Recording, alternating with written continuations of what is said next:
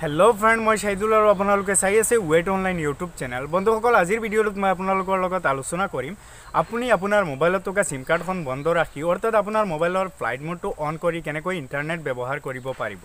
আপুনি হয়তো ভাবি আছে আপুনি ইন্টাৰনেট চলাবলৈ আপোনাৰ সিম কাৰ্ডখন কিয় বন্ধ কৰিব লাগে।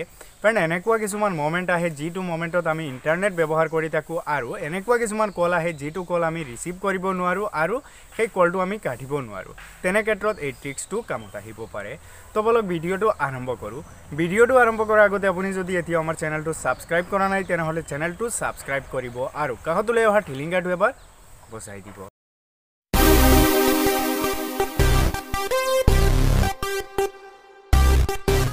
প্ৰথমতে আপুনি আপোনাৰ মোবাইলৰ ডাটা কানেকশনটো অন কৰি ল'ব। ডাটা কানেকশনটো অন হৈ যোৱাৰ পিছত এয়াৰপ্লেন মোড বা ফ্লাইট মোডটো অন কৰি ল'ব। এই সেটিংটো অন কৰি দিয়াৰ পিছত আপোনাৰ সিম কাৰ্ডখন কমপ্লিট বন্ধ হৈ যাব। ইয়াৰ পিছত আপুনি ইয়াৰ পৰা বেক হৈ যাব।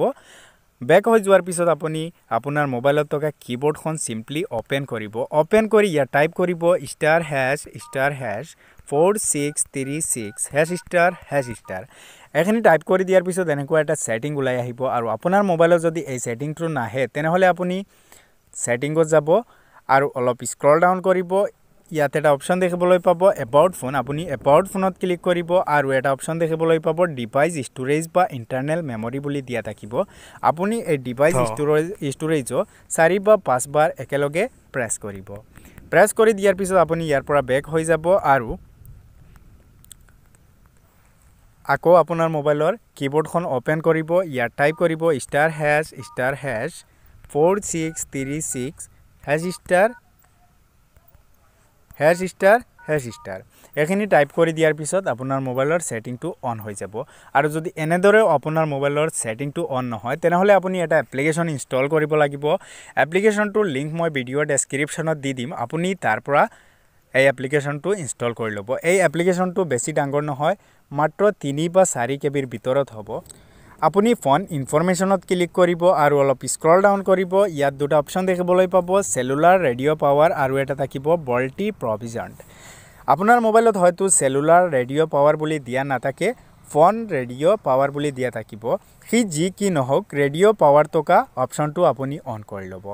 অন কৰি দিয়াৰ পিছত ইয়াত চাওক জিপিআৰএছ সাৰ্ভিস ডিসকানেক্টেড বুলি দেখুৱাই আছে। অলপ পিছত ইয়াত কানেক্টেড বুলি দেখুৱাব। এয়া চাওক কানেক্টেড হৈ গ'ল।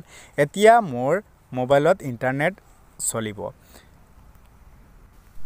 উদাহৰণ হিচাপে মই ইউটিউবটো চলাই দেখুৱাই আছো। প্ৰথমে আপুনি চাই লওক ইয়াত মোৰ ফ্লাইট মোডটো অন আছে। এয়া ইন্টাৰনেট চলি আছে।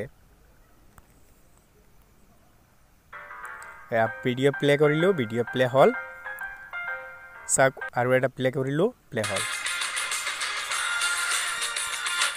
তো আজিৰ ভিডিঅ'টোত মাত্ৰ এইখিনিয়ে। আশা কৰো ভিডিঅ'টো চাই ভাল লাগিছে। যদি সঁচাই ভাল লাগে তেনেহলে লাইক কৰিব, শেয়াৰ কৰিব আৰু আপুনি যদি এতিয়া আমাৰ চেনেলটো সাবস্ক্ৰাইব কৰা নাই তেনেহলে সাবস্ক্ৰাইব কৰিবলৈ নাপাহৰিব।